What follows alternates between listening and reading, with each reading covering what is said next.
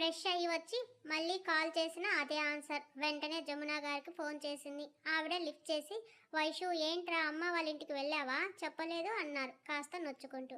అత్తయ్య గారు అంటూ గుడిలో జరిగింది చెప్పి, ఆయనకి తెలిస్తే వాళ్ళని చంపేస్తారు, ఇంతవరకు తీసుకురావడం ఎందుకని నాకే కాసేపు ఒంటరిగా ఉండాలనిపించింది, అందుకే వచ్చాను. ఆయన ఫోన్ స్విచ్ ఆఫ్ వస్తుంది. అలిగారా నా మీద, కోపంగా ఉన్నారా? మహి లేడ్రా, యూఎస్లో మన కంపెనీ బ్రాంచ్లో ఏదో ఇష్యూ అయితే మహి, ఉదయ్, మీ మామయ్య గారు ముగ్గురు వెళ్ళారని చెప్తూ నీకు ఫోన్ చేస్తే లిఫ్ట్ చేయలేదని సీరియస్ అయ్యాడు. మహి ఫ్లైట్లో ఉండుంటాడు, అందుకే ఫోన్ ఆఫ్ చేసి ఉంది. సరే అత్తయ్య, నేను మార్నింగ్ వచ్చేదా అంటుంటే, పర్వాలేదురా, నీకు రావాలనిపిస్తే రా, లేదంటే 2 రోజులు ఉండి రా అన్నారు. అక్కడ తన్వి ఆవిడ ఒక్కరే ఉంటున్నారని తెలిసి భోజనం కూడా చేయకుండా వెంటనే డ్రెస్ మార్చుకొని ఇంటికి స్టార్ట్ అయింది. ప్రసన్న గారు సుబ్రహ్మణ్యం గారికి విషయం వివరంగా చెప్పింది. తండ్రితో ఇంటికి స్టార్ట్ అయ్యింది. జమున గారిని, తన్విని పలకరించి ఏదైనా అవసరమైతే ఫోన్ చేయమని చెప్పి ఆయన వెళ్ళిపోతే, ఫీవర్ తగ్గిందా తన్వి, ఇప్పుడు ఎలా ఉంది అని అడిగింది. బాగుంది అని చెప్తూ వైష్ణవిని చూసి, ఏంటి వదిన ఫేస్ కలకల్లాడిపోతుంది, ఏంటి సంగతి అని కళ్ళు ఎగరేసింది. నాకన్నా పెద్ద దానివి, ముందు పెళ్ళైన దానివి, అన్నీ ముందే అయిన దానివి, నీకు తెలియదా ఈ కళకి కారణమేమిటో? వైష్ణవి నవ్వుతుంటే, మీ ఇద్దరు మాటల్లో పడితే భోజనం చెయ్యరని ప్లేట్ పట్టుకొచ్చారు జమున గారు. ఆవిడ తినిపిస్తుంటే, అత్తయ్య మేం తింటాం కదా అంది వైష్ణవి. నాకు ఇలా ఇష్టం, గమ్మున తినంటూ నోటికి అందించారు. వాళ్ళతో పాటు ఆవిడ కూడా తిని నిద్రపోవడానికి వెళ్తే, తన్వి మనిద్దరం కలిసి పడుకుందామా అంది వైష్ణవి. ఓ ఎస్, దానికేం, తమరి ప్రతి పరమేశ్వర్ గారు నా శ్రీవారు వచ్చే వరకు మనిద్దరం కలిసి పడుకుందామని టీచ్ చేసింది. చీపో, అన్ని డబుల్ మీనింగ్ డైలాగ్స్ అంటూ ఇద్దరు రూమ్కి వచ్చారు. నెక్స్ట్ డే మార్నింగ్ ఆ రోజు జమున గారిని కిచెన్లోకి రావద్దని చెప్పి మార్నింగ్ ఫ్రెష్ అయ్యి బ్రేక్ఫాస్ట్ చేయడానికి వెళ్ళింది వైష్ణవి. తన్వి కూడా వెళ్ళింది తనకి హెల్ప్ చేయడానికి. జమున గారు పూజ చేసుకోవడంలో బిజీగా ఉన్నారు. దోశ బ్యాటర్ కలుపుతూ, అంత సీరియస్ ప్రాబ్లం ఏం వచ్చిందని అందరూ ఒకేసారి వెళ్ళారు, మనకు చెప్తారా, టెన్షన్ పడతామని, ఏదైనా వాళ్ళే చూసుకుంటారు అని చెబుతూ మహి చెప్పినట్టు వైష్ణవి వచ్చిందని అతనికి మెసేజ్ చేసింది తన్వి. రెడీ అయ్యి ఆఫీస్కి స్టార్ట్ అయిన మహి తన్వి మెసేజ్ చూసి కాల్ చేశాడు. కర్రీ లీవ్స్ కోసం గార్డెన్లోకి వెళ్ళిన వైష్ణవి మహిదర్ ఫోన్ కాల్ వినలేదు. తన్వి లిఫ్ట్ చేసింది. వచ్చిందా అని అడిగాడు. తనకి కాల్ చేసి మాట్లాడొచ్చుగా, నాకు చేసే బదులు అంటుంటే, ఆ విషయం నాకు తెలుసు, ఏం చేస్తుంది అన్నాడు. కరివేపాకు కోసం గార్డెన్లోకి వెళ్ళింది అని నవ్వింది. నేను కాల్ చేశాను అని చెప్పకుండా మాట్లాడు, తన మాటలు వినాలి అని అన్నాడు. వైష్ణవి రావడంతో సరే అంటూ, వైషు నైట్ మా ఫ్రెండ్ లేకుండా నిద్ర పట్టిందా అని అడిగింది. అటు మహిదర్కి ఇటు వైష్ణవికి ఇద్దరికి వినపడేలా. తన్వి టీచ్ చేస్తుందని అర్థమై, వారం నుంచి లేని ప్రశాంతత ఇలాగైనా నాకు దొరికిందని పిచ్చ హ్యాపీనెస్తో మంచిగా పడుకున్నాను. నవ్వుతూ పోపు పెడుతుంటే ఫోన్లో ఉన్న మహిదర్ మోహం ఎర్రగా అయ్యి చిటపటలాడింది. రెస్ట్ ఇస్తా అంటూనే నిమిషం వదలలేదు మహానుభావుడు. ఇలాగైనా మహి వచ్చే వరకు మస్తుగా స్లీప్ వేసే అవకాశం దొరికింది అని వైష్ణవి అంటుండగానే కాల్ కట్ అయ్యింది. వైష్ణవి మాటలన్నీ మహి చెవిలో పడ్డాయి. తింగరి వదిన, ఇప్పుడు నువ్వన్న మాటలన్నీ తమరి శాడిస్ట్ మొగుడు గారు విన్నారు అంది తన్వి. అదిరుపడి చుట్టూ చూసిన వైష్ణవి ఏంటి అంది. ఇలా అంటూ ఫోన్ చూపించి, ఇప్పటి వరకు తమరి వాక్ ప్రవాహంతో మహి గారిలో సునామీ తెచ్చి ఉంటుంది, ఎంజాయ్ పాండగో అని నేను నా భర్త గారికి కాల్ చేయాలని అక్కడి నుంచి వెళ్ళిపోయింది. చచ్చానంటూ నెత్తి మీద చేతులు పెట్టుకొని గోడకు కూలబడింది.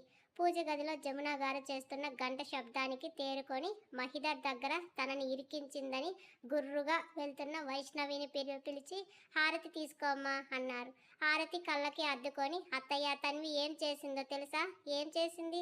కిచెన్లో నేను మాట్లాడిన మాటలన్నీ ఫోన్లో మీ అబ్బాయికి వినిపించి నన్ను బుక్ చేసింది. అరే ఆడపడచ్చు అని ఏదో సరదాగా మాట్లాడితే ఆయన దగ్గర నన్ను ఇరికించింది. అసలే నా మీద సీరియస్గా ఉన్నాడు.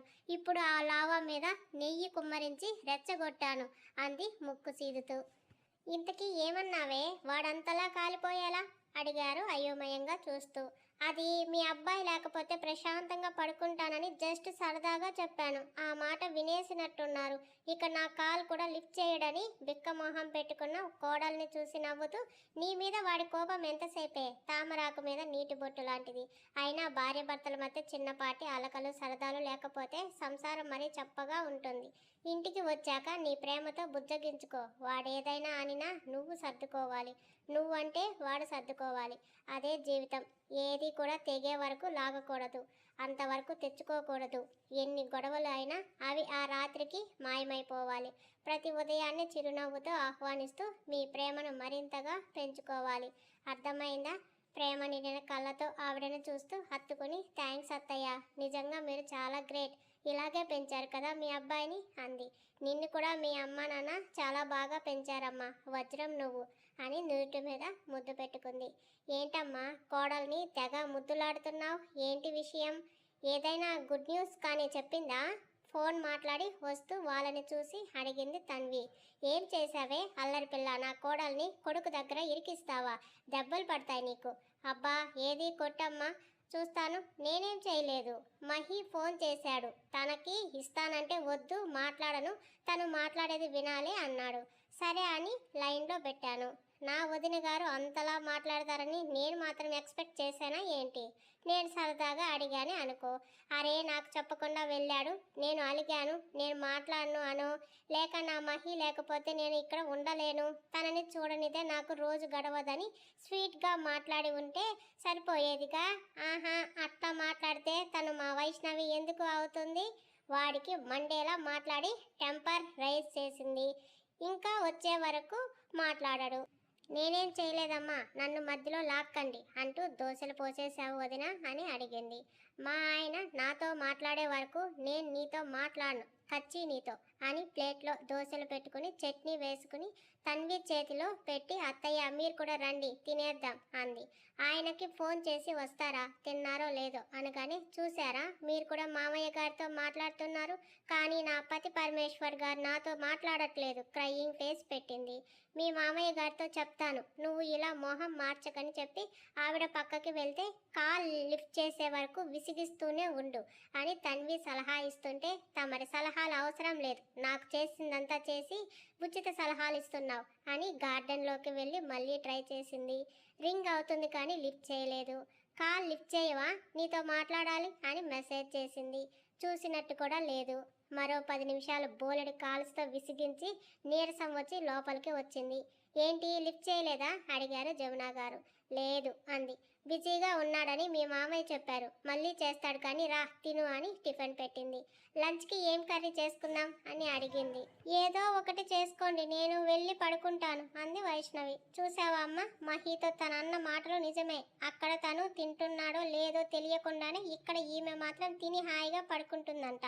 తన్వి ఏడిపిస్తుంటే తల మీద మొట్టి, ఏంటే ఆడపడుచు అన్న అధికారం చూపిస్తున్నావా నా కోడల మీద?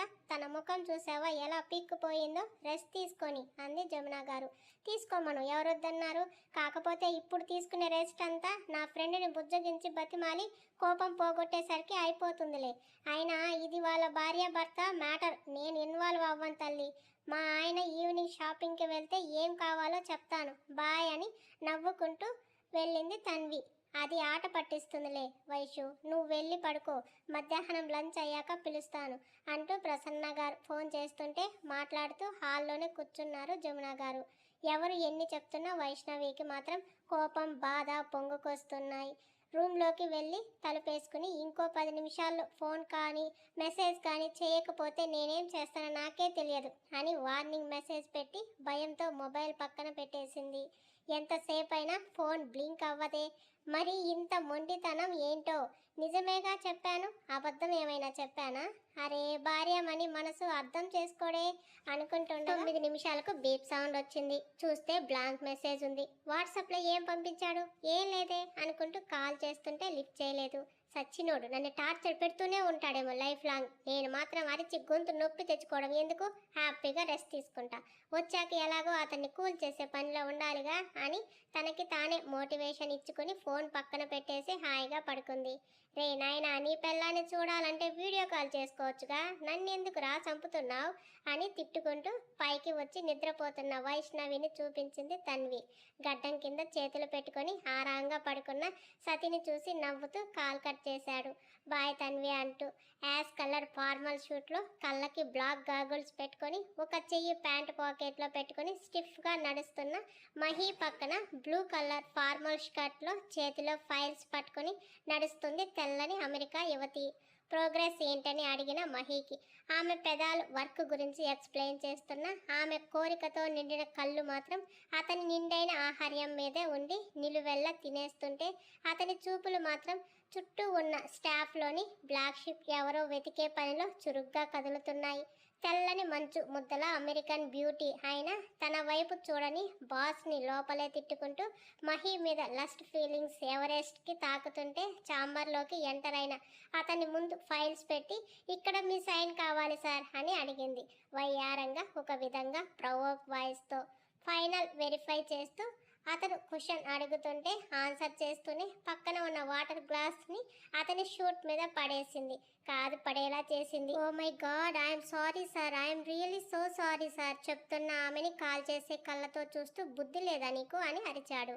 ఐఎమ్ రియల్లీ సారీ సార్, చూసుకోలేదు అని చేత్తోనే మహిదర్ కోట్ని తొడవబోతుంటే వేరే ఫెయిర్ తెప్పించమని చెప్పి కోట్ విప్పుతూ పర్సనల్ రూమ్లోకి వెళ్తున్న అతన్ని వెనకే వెళ్ళి తలుపు వేసి మహి ముందుకు తిరిగే లోపే అతన్ని బెడ్ మీదకి తోసి పైన చేరుతుండగా గట్టిగా నో అని డిటిఎస్ రేంజ్లో అరుస్తూ నిద్ర మేల్కొంది వైష్ణవి. ఒళ్ళంతా పట్టిన చెమటలకి బాటిల్ వాటర్ తాగేసి తనకొచ్చింది డ్రీమ్, అది కూడా డే టైంలో అని వాస్తవంలోకి వచ్చేసరికి 10 నిమిషాలు పట్టింది ఆమెకి. వెంటనే టైం చూసింది, సాయంత్రం 4:30. ఇప్పుడు అక్కడ ఎర్లీ మార్నింగ్ అయి ఉంటుంది కదా, అయినా నాకేంటి ఇలాంటి కల వచ్చింది? నిజంగా మహిని అక్కడ అమ్మాయిలు అలాగే ఫ్లర్ట్ చేస్తున్నారా? ఆ ఊహ కూడా నచ్చక పరమ అసహ్యంగా అనిపించి వెంటనే ఫోన్ చేసింది మహికి. లిఫ్ట్ చేయలేదో సచ్చావు నా చేతిలో, నువ్వు కాదు నేనే టార్చర్ చేస్తాను అని వాయిస్ మెసేజ్ పెట్టింది. కాల్ కానీ లిఫ్ట్ చేయకపోతే ఇప్పుడే టెర్రస్ మీద నుంచి దూకుతా అని ఈసారి లిఫ్ట్ చేశాడు. అతను లిఫ్ట్ చేయడమే ఆలస్యం. వీడియో ఆన్ చేసింది. ఆఫీస్లోనే ఉన్నాడు అనటానికి గుర్తుగా అతని ముందు సిస్టమ్ కనబడింది. మహిదర్ చురుగ్గా చూస్తుంటే ఎక్కడున్నావు అని అడిగింది. ఆమె ముఖంలో కంగారు, భయం, వేరే ఏదో భావం కనబడుతుంటే కనుబొమ్మలను ముడిచాడు. ప్లీజ్ మాట్లాడు అని అప్పటి వరకు ధైర్యంగా ఉన్న తను కళ్ళ నిండా నీళ్లతో చూసింది. ఏమైంది అన్నాడు హార్డ్ వాయిస్తో. ముందు నువ్వు ఎక్కడున్నావు చెప్పు అంది. చెంప మీద జారిన నీళ్లు తుడుచుకుని కళ్ళు దొబ్బాయా, ఆఫీస్లో ఉన్నాను కనబడట్లే తిడుతున్నాడే కానీ ఆమె కన్నీళ్లు ఎందుకు అర్థం కాలేదు. ఇప్పుడు ఎవరు చచ్చారని ఆ ఏడుపు? రెస్ట్ తీసుకుంటున్నావుగా బాగా, ఇంకేంటే నీ బాధ అని అడిగాడు. అతని తిట్లు కూడా పట్టించుకోకుండా ఒక్కడివే ఉన్నావా? ఉదయ్ అన్నయ్య మామయ్య గారు ఎక్కడున్నారు? వాళ్ళని చూపించు. ఏంటి స్పై చేస్తున్నావా నన్ను అన్నాడు గుడ్లు ఉరుముతూ. ముందు నీ చుట్టూ పక్కల ఎవరున్నారో చూపించు అంటుంటే ఇడియట్, బుద్ధి లేదా నీకు? వర్క్ చేస్తుంటే డిస్టర్బ్ చేసిందే కాక వేషాలు వేస్తున్నావు అని కసిరాడు. ఆహా, అది పట్టట్లే ఆమెకి. ముందు నువ్వు చూపిస్తావా లేకపోతే ఇప్పటికిప్పుడే నన్ను కూడా అక్కడికి వచ్చేయమంటావా? బెదిరిస్తున్న వైష్ణవిని నమిలి మింగేసేలా చూస్తూ ఛాంబర్ మొత్తం చూపించాడు. ఎవ్వరూ లేరు, సోఫా చైర్స్ ఖాళీగా ఉన్నాయి. ఏది టేబుల్ కింద చూపించు అని అంది. వైషు, వచ్చానంటే వీపు వాయించి వంకాయ పచ్చడి చేస్తాను అన్నాడు ఫ్రస్ట్రేషన్ ఫీల్ అవుతూ. వచ్చాక తీరిగ్గా చేద్దులే గాని ముందు చూపించు అనగానే విసుక్కుంటూనే టేబుల్ కింద కూడా చూపించాడు.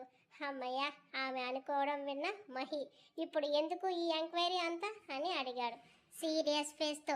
ఏం లేదు, ఊరికే నిన్ను చూడాలనిపించింది, సరే ఉంటాను అంటుంటే రీజన్ చెప్పకుండా ఫోన్ పెట్టేశావే అనుకో, నీకుందే నా చేతిలో అనడంతో, మరి అది నువ్వు ఒక అమ్మాయితో కాదు కాదు నీతో ఒక అమ్మాయి మిస్బిహేవ్ చేస్తున్నట్టుగా నాకు కల వచ్చింది మహి అని గారాతి గారంగా చెప్తుంటే విసుగ్గా చూస్తూ, అతిగా ఆలోచిస్తే అలాగే వస్తాయి, ఇంతకీ ఏం మిస్బిహేవ్ చేసినట్టు వచ్చింది అని అడిగాడు మీసం కింద నవ్వును దాచేస్తూ.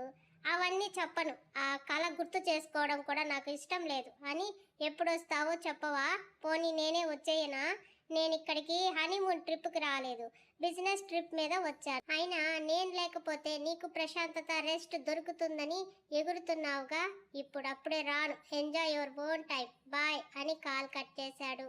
సచ్చినోడా, రాక్షసుడు, బీస్ట్ అని తిట్టుకుంటూ అవే మెసేజ్ రూపంలో పంపి ఒళ్ళంతా పట్టిన చెమటకు చిరాగ్గా అనిపిస్తుంటే స్నానం చేసి కిందకి వచ్చేసరికి ప్రసన్న గారు, సుబ్రహ్మణ్యం గారు ఉన్నారు హాల్లో జమున గారితో మాట్లాడుతూ. అమ్మా, మీరెప్పుడు వచ్చారు అడుగుతున్న కూతుర్ని ఉరిమి చూశారు ప్రసన్న గారు. అంటే వైషు ఇప్పటి వరకు నిద్రపోతుంటే అత్తగారింట్లో ఇలాంటి టైంలో నిద్రపోవడం ఏమిటని ఆవిడ కోపం. ఇంతకు మునిపే వైషు చెప్తూ మేడ్ తెచ్చిన కాఫీ జమున గారు ఇస్తుంటే, అదేంటి వదిన, అమ్మాయి ఉంది కదా మీరెందుకు చేస్తారు అని ప్రసన్న గారు వైష్ణవిని కోపంగా చూశారు. అలా చూడకమ్మా అంది. వదిన, మన ఇంట్లో మనకేంటి, అయినా ఇది కూడా ఒక పనేనా, నవ్వుతూ ఇదిగో కాఫీ తాగు అన్నారు కోడల చేతికి కప్పిచ్చి. అయినా కూడా ప్రసన్న గారి వాడి చూపులు వైష్ణవి మీద ఆగలేదు. అత్తయ్య, చూసారా మా అమ్మ ఎలా కళ్ళతోనే భయపెట్టేస్తుందో, అచ్చం మీ కొడుకులా అని మూతి తిప్పుకుంటూ. ఏది నా ఆడపడుచు దయ్యం అని అడిగింది చుట్టూ చూస్తూ. తనకి మళ్ళీ జ్వరం వచ్చిందిరా, టాబ్లెట్ వేశాను, పడుకుంది, ఇప్పుడే వస్తానని వెంటనే తన్వి దగ్గరికి వెళ్ళింది వైషు. వైష్ణవి వెళ్ళేసరికి ఉదయ్తో కాల్ మాట్లాడుతూ ఉంది. తన్వి తనని చూసి కట్ చేయబోతే వద్దు మాట్లాడని చెప్పి గది కొంచెం మెస్సీగా అనిపిస్తే సర్దడం మొదలుపెట్టింది. వద్దంటే ఆ రోడ్ సైడ్ ఫుడ్ తిన్నాం, అప్పుడు సరదాగానే ఉంది, ఇప్పుడు చూసావా ఎన్ని అవస్థలు పడుతున్నావో. ఇన్ని రోజులు అస్సలు ఫీవర్ ఉండకూడదు, బ్లడ్ టెస్ట్ చేయిద్దామంటే ఇంజెక్షన్ చూస్తే భయపడతావు. మొన్న ఫీవర్కి వేసిన చిన్న సూదికి ఇల్లు పీకి పందిరి వేసినంత పని చేశావు. అంత భయం ఉన్నదానివి ఆరోగ్యం పట్ల జాగ్రత్తగా ఉండాలి. ఇప్పుడు చూడు, అటు అత్తకు వైష్ణవికి ఇబ్బంది కలిగిస్తున్నావని ఉదయ్ సీరియస్ అయ్యి అరుస్తుంటే మొహం మార్చుకుంది తన్వి. తన్వి పిలిచాడు, మాట్లాడలేదు తను. నిజానికి తనకి ఏడుపు వచ్చింది. నైట్ అనుకోకుండా జ్వరం వచ్చేసి ఊపిరి ఆడకుండా అయ్యింది. అయినా సరే ఆ టైంలో ఎవరిని ఇబ్బంది పెట్టకూడదని టాబ్లెట్ వేసుకుని మెసేజ్ చేసింది. కానీ మార్నింగ్కి మళ్ళీ తిరగబెట్టేసరికి జమున గారికి చెప్పింది. పాలు ఇచ్చి మెడిసిన్ వేసి తగ్గకపోతే హాస్పిటల్కి వెళ్దామని చెప్పి ప్రసన్న గారు రావడంతో ఆవిడ వెళ్తే ఉదయ్కి ఫోన్ చేసింది. అవతల పతి నుంచి అక్షంతలు సరా మామూలే. తన్వి ఫేస్ చూసి ఫోన్ తీసుకొని, ఏంటన్నయ్య నువ్వు, ఫీవర్తో తను బాధపడుతుంటే అలా అరుస్తున్నారు, అయినా ఇప్పుడు తన్వి ఇబ్బంది పెట్టిందని మీతో ఎవరన్నారు, ఇది మన ఫ్యామిలీ అన్నయ్య, ఒకరికి ఒకరం కష్టమైన సుఖమైన పంచుకోవాలి. ఇలాంటి టైంలో బుజ్జగించి ధైర్యం చెప్పాల్సింది పోయి అలా తిడతారా, ఎందుకని సీరియస్ అయ్యింది వైష్ణవి. అది కాదురా, మేము ముగ్గురం ఇక్కడ ఉన్నాం, టైం కాని టైంలో ఏదైనా సీరియస్ అయితే ఎంత ఇబ్బంది పడతారు, అర్థం చేసుకోవాలి కదా. ట్రిప్లో తను ఫుడ్ని ఇష్టం వచ్చినట్టు తినింది, రోడ్ సైడ్ షాపుల్లో టిఫిన్ చేసింది, ఇదిగో అప్పటి నుంచి ఇలాగే కోల్డ్ కాఫ్ ఫీవర్ తగ్గట్లేదు. ఇప్పుడు సఫర్ అవుతుంది ఎవరు, తనే కదా, చిన్నపిల్ల కాదుగా, జాగ్రత్త తీసుకోమని చెప్తున్నా కూడా వినకుండా ఇలా చేసింది, తిట్టక ఏం చేయాలి అన్నాడు. అన్నయ్య, హెల్త్ పాడవుతుందని తెలిసి ఉంటే తను మాత్రం తినేదా, ఏదో క్రేవింగ్ అలా అనిపించింది తిన్నది. అయినా మనిషి అన్నాక ఇలాంటి చిన్న చిన్న హెల్త్ ఇష్యూస్ కూడా రాకుండా ఎలా ఉంటాయి, కష్ట సుఖం ఎలాగో ఆరోగ్యం అనారోగ్యం కూడా అలాగే. అన్నయ్య, తను చూడు ఎలా డల్ అయిపోయిందో, మీరు కోప్పడితే నేను మీతో మాట్లాడను చెప్తున్నా ఇప్పుడే అని బెదిరించింది వైష్ణవి. అంతేలే, ఇక్కడ మహి కూడా తన ఫ్రెండ్ని ఒక మాట అనకూడదు అని వార్నింగ్ ఇచ్చి వెళ్ళాడు. ఇప్పుడు నువ్వు కూడా, సరిపోయారు అందరూ. ఎక్కడికి వెళ్ళారు ఆయన అడిగింది మహి గురించి మాట రావడంతో.